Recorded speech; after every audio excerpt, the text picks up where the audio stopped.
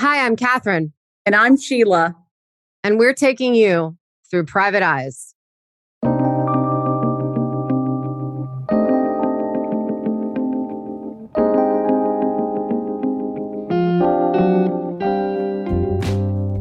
Before we begin this episode, I want to give a shout out to the emergency personnel in Danny Smith's case. They were working under terrible circumstances. The emergency personnel showed up for Danny. On this episode, you will hear Jeff and CJ in their own words with officers on the scenes and in their interviews. Jeff's story changes several times in what he says on the 911 call, what he told to Officer Sartain on the scene, and in his interview with Detective Kathy Kaysen. Does CJ's story match Jeff's? Does Jeff's story match what we see at the crime scene? You've heard them all on prior episodes. Now we are taking each of those stories told by Jeff himself in his own words, breaking up each different story into smaller clips. The back of her head is blown out. Okay. And I got fucking blood all over me. Donnie, he said he pulled her out, laid her on the ground like the dispatcher told him to. He's got some blood on his hands if you want to photograph him. You have Officer Sartain at the scene who is saying to the person, Donnie Valerie, to take pictures of his hands because that is where he has blood. Right. But he told the 911 dispatcher that he had blood all over him. And we know from the photos that we've received that the only place there was blood on him was on the palms of his hands. None on his clothing. You know, to like walk into the fucking, open the door and shit to get her in, and I heard something sound like a fucking firecracker, and I opened the door of the fucking truck, and it was like smoky. You know, I don't know. You don't know what? I don't know what the fuck just happened. Hey, I got out of the truck to go unlock the door at the house, and I heard something that sounded... Okay. What happened? Danny shot herself. Who did? Danny, the girl laying right there. See it or hear it happen? No, it sounded like a fucking firecracker going off. She was in the truck. I got to like go unlock the door. I'm Officer Sartain with the police department in Houston Springs. Tell me what's happened. Danny shot herself. Who did? Danny, the girl laying right there. Did you see it or hear it happen? No, it sounded like a fucking firecracker going off. She was in the truck. I got to like go unlock the door. Stand right over here, please. Okay. Was you inside the house when it happened? I was like over here unlocking the door. Who else was here? Just me and her. Did she upset about anything? Yeah, we were arguing and stuff and we've been drinking. Are you related to her? No, I was like dating her. Okay. Does she live here? No, she lives in Longview. Okay. Well, she's still breathing, but what'd she shoot herself with? That pistol right there? Yes. But you were inside the house when it happened? I was like over here unlocking the door. Who else was here? Just me and her. Is she upset about anything? Yeah, we were arguing and stuff and really? We've been drinking. Yeah. How long have y'all been here? Just 5 or 10 minutes, enough time to fucking call. Because I got Morris County first, and then I was like, no, I need Cass County. Did they transfer you? Or? Yes. Whose gun is that? That's mine. Did she know it was in there? It was in the center console. I guess she knew it was there then. Yes, sir. I don't know. We've been arguing. Right. And then come back here to get home, and like I said, it sounded like some kind of pop going off, and I was like, what the hell is that? And went over to get her out, and she's sitting there like that, and I was like, Danny, you know, and called 911, and they're all like, hey, get her out of the truck, lay her flat on the ground, let her breathe. Well, and some of the audio is doubled just because we do have that same audio on the 911 call as well as Sartain's body cam. They kind of intersect because he's still on the phone with 911 or Champion EMS while he's with Sartain. But what's interesting is he tells Sartain, I came back to get her home. And he says, I got out of the truck to unlock the door of the house, which is also what he tells the 911, the dispatcher. I opened the door to get her in. So 2 times in that first initial instance, he is saying, I was getting out of the truck to open the door. And he also, as Catherine pointed out, is pointing to the house. So he's showing Scott Sartain where he was. So he's given the officer a visual. I also don't think he was expecting Sartain to ask him how long he had been there, because it sounds like he's hesitating and says 5 to 10 minutes, enough time for me to call. So he's establishing again, he's trying to convey that the narrative is that he was there and then called. And that's the primary scene. This is Danny Smith, 21-year-old female. They're going together. He said that they had just got here and he was over at the house. She was sitting in the truck. They both been drinking, he said. He said that they had been arguing. He heard a pop, thought it was a firecracker. He has an Springfield XD 45 in the console. And she's got a contact gunshot wound to the side of the head. Come on, man. Come on, Danny shot herself. Who did? Danny Smith. Danny? Yeah. She's over on the ground. Under Park's house? Yes. Accidental? No. She's just a kid. I know. We were like running around and how old is she? 21. So 𝐂𝐏𝐿 comes onto the scene. 𝐂𝐏𝐿 is working for Hugh Springs Police Department as well as the volunteer fire department. He comes onto the scene. Jeff reaches out to hug Jay. Jay is told that it is Danny that is shot. And he says, accidental? And Jeff says, no. How does Jeff know if it's accidental or not?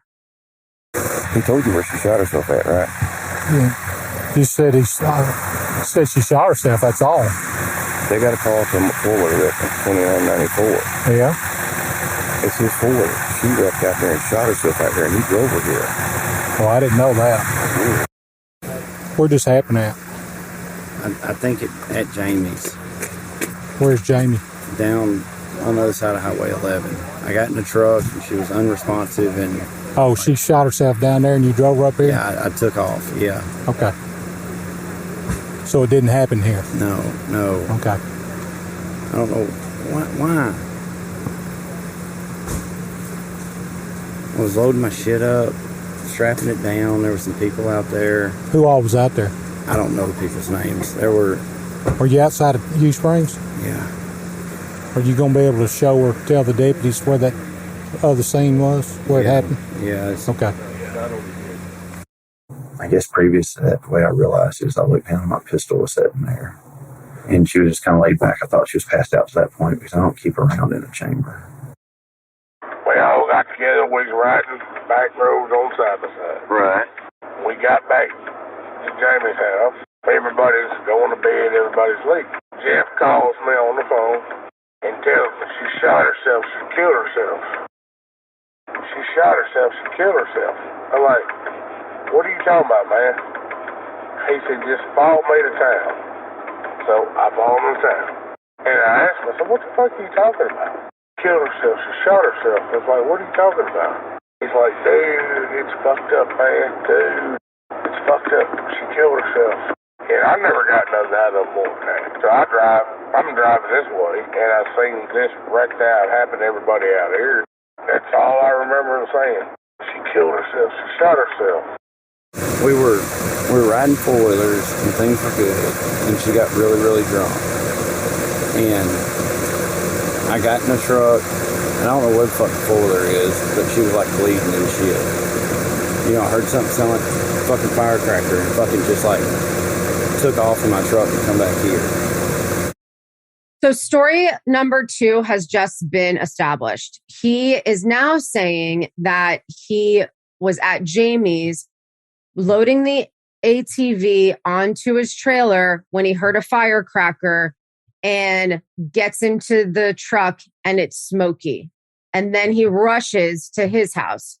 The only reason that he starts to explain that version of events is because 𝐂𝐏𝐿 ends up saying that it happened somewhere else. So then Sartain, realizing that it didn't happen here, which he thinks has already been established through Jeff's first story, then starts to question him about where it actually happened. when I heard that, I wanted to say, wait, what? Did he just change his story right in front of us?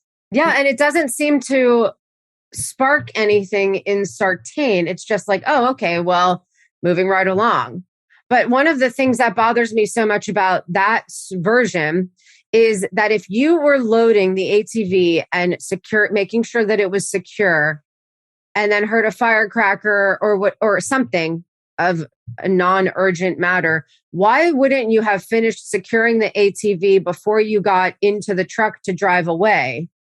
Because later we find out that he loses the ATV on the road because it wasn't properly secured. Well, what prevented him from properly securing it if he thought that what he heard was a firecracker? Would he have changed his story if Jay Cates didn't tell Sartain about the other scene? So y'all were loading up, and that's when you heard what you thought was a firecracker. Yeah.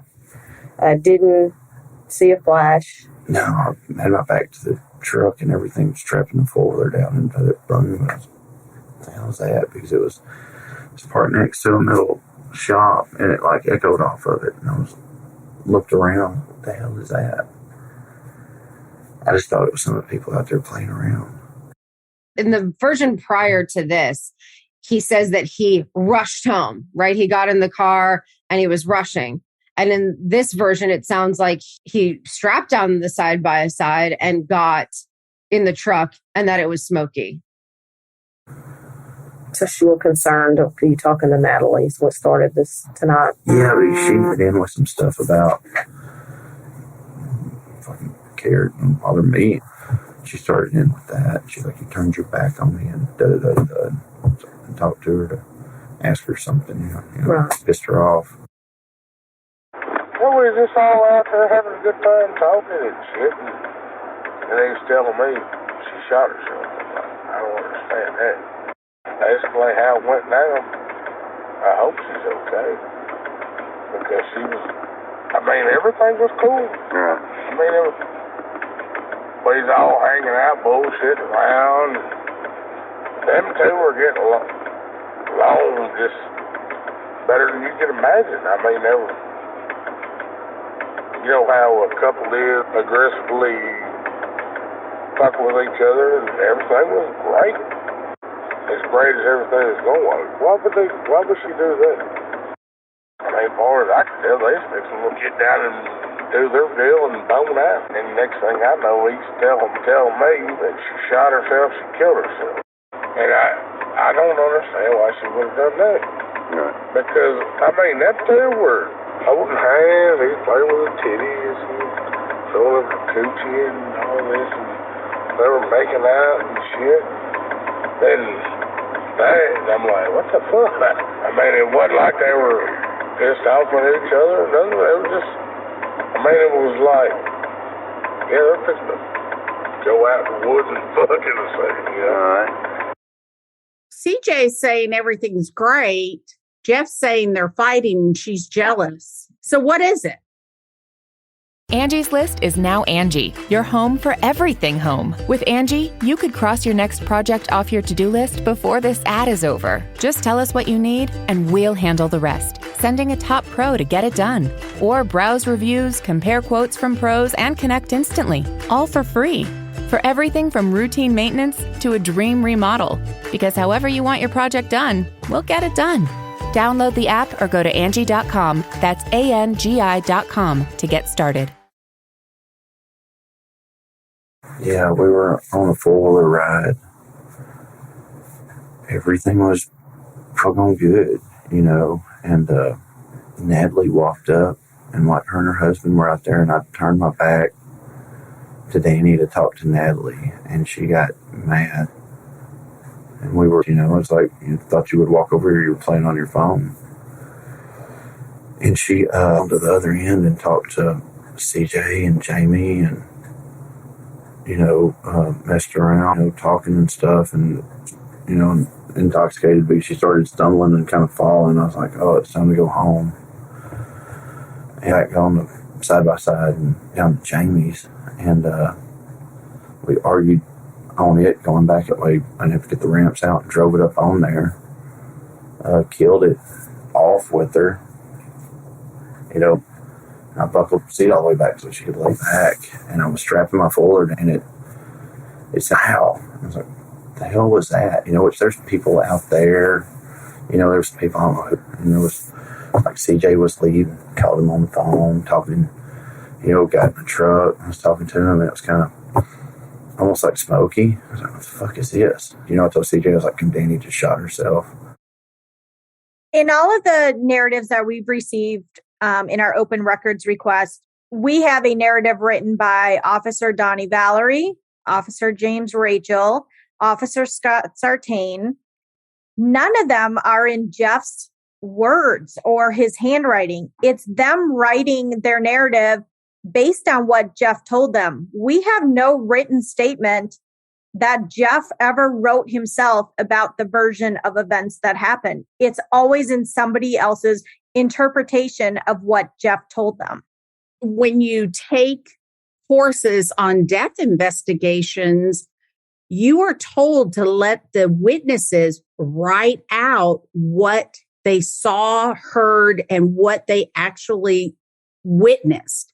You, as a police officer or as an investigator, are not supposed to write it out because it goes through your filter and what you think they are saying.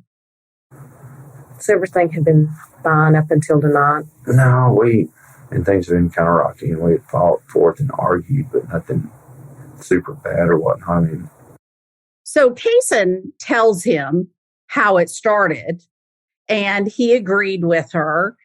However, the people in the community have reached out and said Natalie was a mom and Danny knew her daughter. Jeff's trying to establish the motive for why Danny shot herself. Yeah. But CJ doesn't yet know that. Was Jeff talking to anybody in particular? Well, when we were at Billy Martin's house, he talked to Natalie and he talked to some other girl, and they were just general conversation because, you know, they've been friends all their life. Natalie and, you know, the other girl? No, I can't remember. It might have been Monica he was talking to. Okay. Pretty sure it was Monica. Monica and Natalie he was talking about? Yeah. You know where Danny was at that time? Was she by herself? She might have been over there by herself. Okay. I mean, I'm not real sure. I meander around. Okay. God forbid, I hope she don't die. But if she does die, then I guarantee I'll probably be in court. well, And I hope to God she don't. You know what's so interesting is he says, I hope she doesn't die. But according to Jeff, she's already dead. She shot herself. She killed herself. I didn't think she was going to do anything like that. So we have Jeff implying that Danny was jealous because he was off talking to Natalie. But we have Danny's phone records. We have her call logs. We have her text messages. We have her photos. Jeff wasn't the love of Danny's life. Jeff wasn't the only guy that Danny was going out with. He wasn't the only guy she was dating. Even that night, there are messages, text messages and Snapchat messages to another guy. Jeff was not the love of her life. So why would she kill herself that night? She had no motive to. Why would she be jealous? But that goes to, would Jeff be jealous? Also, based on the phone records, it paints a different picture about who might be jealous of whom. So first we have Jeff telling the 911 operator that he was opening the door to get her in. He then tells Officer Sartain he got out of the truck to unlock the door of the house after coming back here. He tells Jay Cates that Danny shot herself. Jay Cates then tells Officer Sartain that it happened elsewhere where the ATV fell off the trailer. Sartain then tells Jay Cates, oh, I thought it happened here. Asks Jeff again, where did this happen? And he says, I think at Jamie's house. So Jeff tells 𝐷𝐿 that Danny was jealous because he was talking to Natalie. So here we have CJ telling Officer Rachel and in his interview with Roy Barker that everything was just great. They were ready to go off. We then hear from several witnesses and people in town that have reached out to us, reiterating the story that they heard and that Jeff had personally told them. There's more than 3 versions of the story. And we have the phone records that dispute what Jeff says about jealousy. I know this episode will make you very upset. The best thing to do is to help Danny Smith and be a voice for her. Come forward and tell us and give us the information. We keep everything anonymous. We have gathered so much information and we appreciate everyone who has stepped forward. The bigger the voice, the larger the result. Catherine and I talk a lot about investigative differences. However, we both agree on following the protocols, documenting pictures, notes, who's at the scene, and the witnesses to document what they saw. Sheila and I are going to just spend a few minutes kind of talking about the overview of the case, a little insight into how we do our investigations, what we look for, how we believe it should go. We use the training and the hours and hours of education that we get every year. We want the public to know what's missing. It is the right of the public to expect the police to do their job, but sometimes you don't know what their job is. We want to educate you on what to look for, the pictures, the documents, the evidence, the bullet, the hole, all of that. What's missing? You should be asking your police department respectfully, where is the evidence? And how many other cases have gone this way that shouldn't have? The audience may not know what to expect from police officers when they arrive on the scene. If there's no bullet and no hole, that would classify as suspicious death. You need the evidence of a bullet. You need the evidence of a hole. It's a blatantly suspicious case. What is fascinating to me and will always be fascinating is the fact that here's Jeff changing his stories. The police see there's no bullet. They take pictures of a casing that you've got to wonder how it got there. And there's no hole and the blood spatter, which we haven't gone into. That alone should have made it a suspicious death. And the protocol should have been, and it's across the country taught this way, that they take detailed notes. They get information from all the witnesses write it down or you videotape it. And then you have the documentation. If this was a suicide, the police should be able to sit down with Danny's family and exactly tell them how it happened.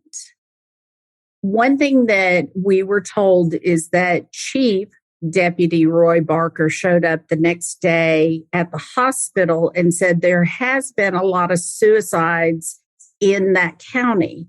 What I'd like to do is get the records of how many suicides were there and how many cases were investigated the same way Danny's was. I know. Doesn't it make you want to dig into everything that's ever been ruled a suicide? Mm-hmm. It does. You know, we know the manner of death. She died by gunshot, but we don't know how it happened. Right. The investigators should be able to tell us now how it happened. Yeah, it's just mind-blowing to me that Jeff gives one story and then in the same hour to one officer, and then in the same hour gives a different story to that exact same officer. And somehow that's not enough to raise any eyebrows or maybe shift gears. Okay, maybe we started off believing him and it was a suicide. But the second that second story came into play, it should have shifted the entire course of the investigation. And you would think that if nothing else, that they would then realize that we need to maybe better document the scene. Maybe we need to take more pictures. Maybe we need to do more follow-up, ask more questions, secure the only living individual at the time. More often than not, a death that is considered suspicious will be more than obvious. Don't you think that is a true statement for this particular case? I absolutely agree. That's kind of my point. Not only is there two different stories from Jeff, and I know we keep on harping on that, but it's so mind-blowing, especially when you listen to them put together like the way that we did in this episode, which I find it just accentuates it even more somehow, right? So you've got two stories in almost the same breath, it seems. And then you move on. And if that's not enough, you have a quote unquote suicide without a hole in the car of a woman's head that was described as completely blown out and no bullet in the vehicle in which she supposedly shot herself. There are numerous things that should have triggered some sort of further investigation and again, it's just mind blowing to think that we don't have any of that stuff.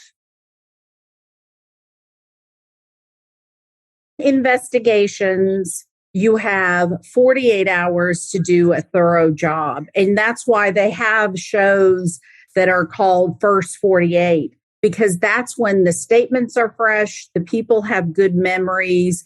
Now, in the 911 call, I think Jeff had problems with that from it happened here to Jamie's, and then the ATV situation came up. Generally, you'll get the best information within the first 48 hours.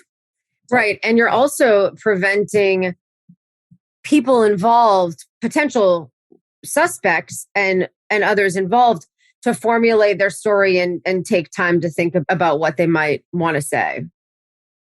I think 911 calls are my all-time favorite thing. And if your state is trying to outlaw the benefit of them, you should fight the legislators tooth and nail, because that's the most accurate information.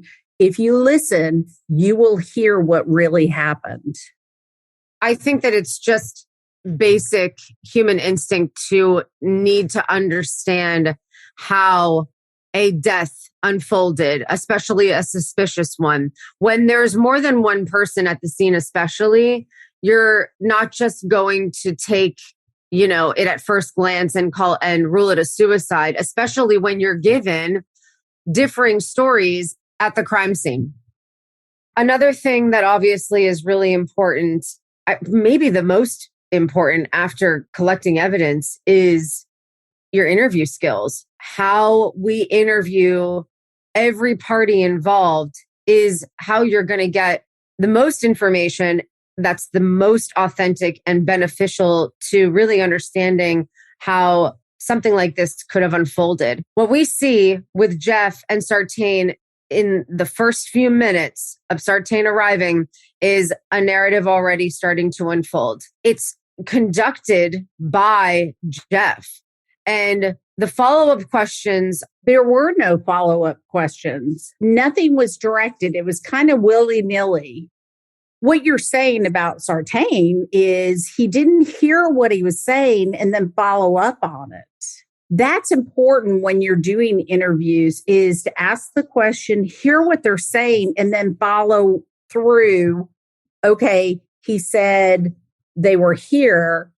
One of the things that one of our investigators does is when people say there's a scene, he always pulls out his notebook and says, draw it. And he will get the witnesses to draw exactly where they were. So when he said Jamie's house, our investigator would have pulled out his little notebook and said, draw exactly where at Jamie's house you were. Yeah. Aside from being visual like that, which is of course going to be really helpful. And it also, if that person's lying, they're going to have a hard time drawing it. that could also be extremely telling. But for me, the way that I begin any interview, really, especially since my brain works in this timeline fashion, so I start from the beginning. I might start by asking what happened and let them talk the whole way through.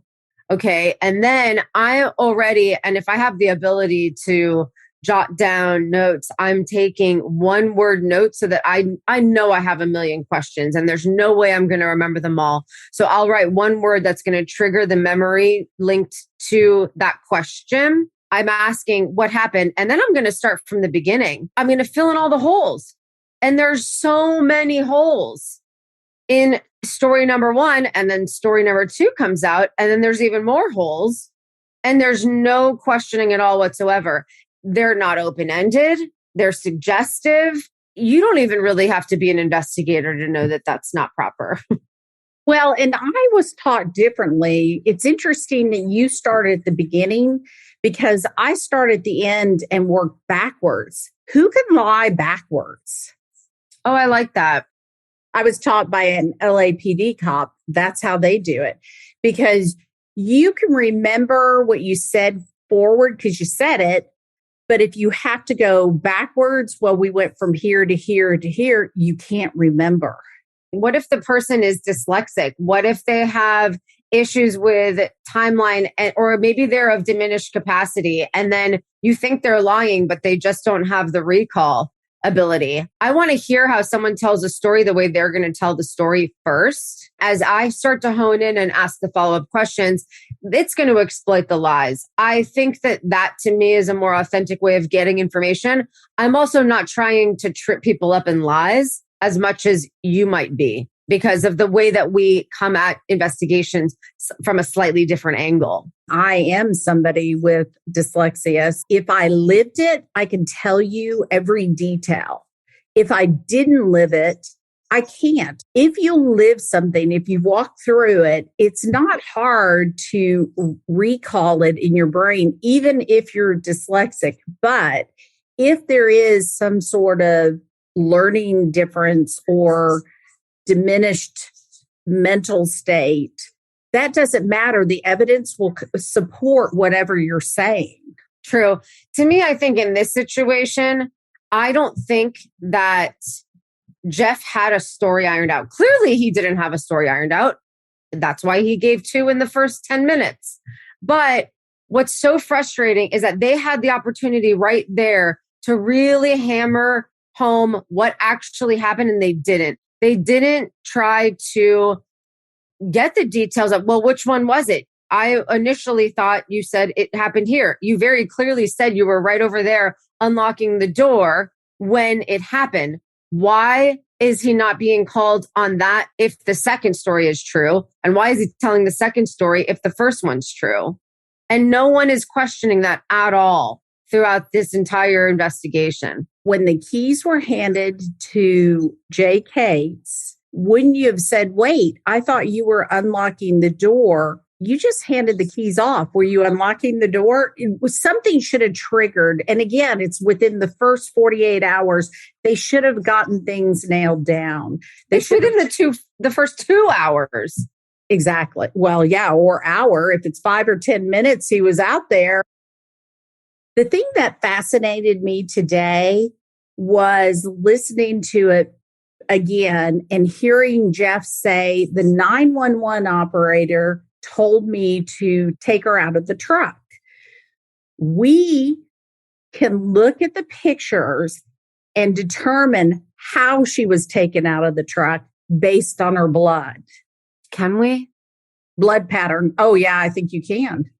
But it could also be if she was not shot in the truck, that she was put in the truck in the blood pattern. Oh, yeah. So that's a good point. Don't just assume that it's one way, right?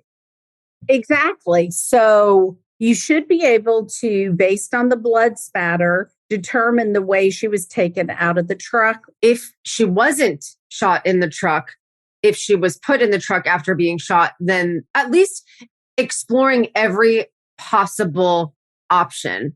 Because again, just because someone said that she was shot in the truck, obviously the evidence to us is saying that she wasn't. So we have to assume that there's potential for her to be placed inside of the truck after being shot, which then would kind of muddy up the argument about her being taken out and that being blood pattern from the removal as opposed to placement inside the truck. So what we're saying is blood spatter is physical evidence that helps determine what happened in the truck. Right. And we don't have evidence to support that there was, despite the fact that there's no hole, no bullet, there also is a lack of what we can determine from the pictures is that there isn't blood spatter to support that the shot happened inside the truck. Questions that were asked, but also were directed by a narrative. Was she suicidal? When Jeff was asked that, he said no. Again, if you want to support, even if you're not doing an investigation and you want to support that it was a suicide, you would think that in support of that finding or the conclusion that you want to draw, you're going to need to find evidence to support it, i.e. talking to her family, understanding the history of Danny Smith. You need to know who this girl is before you determine that she just willy-nilly shot herself in a vehicle because Jeff said she did. There's no record of Danny being in the hospital beforehand. There's no record of Danny trying to commit suicide prior to this. Danny kept diaries. And what's interesting is, did the police get those diaries, or who actually got them and when? And who allowed that to happen? Catherine, what you're saying is the police should do some digging and support one theory or the other. The more that the police do their job, the more they can support either suicide or homicide. Especially in a case like this. This didn't have to be so complicated for us. That's the thing. We should have, if, we just by chance wanted to take a look at a case, we could have taken all of the information that we've gotten, all of our FOIA, all of the public records, and made complete sense of it. This shouldn't have been so difficult. This isn't a complicated case.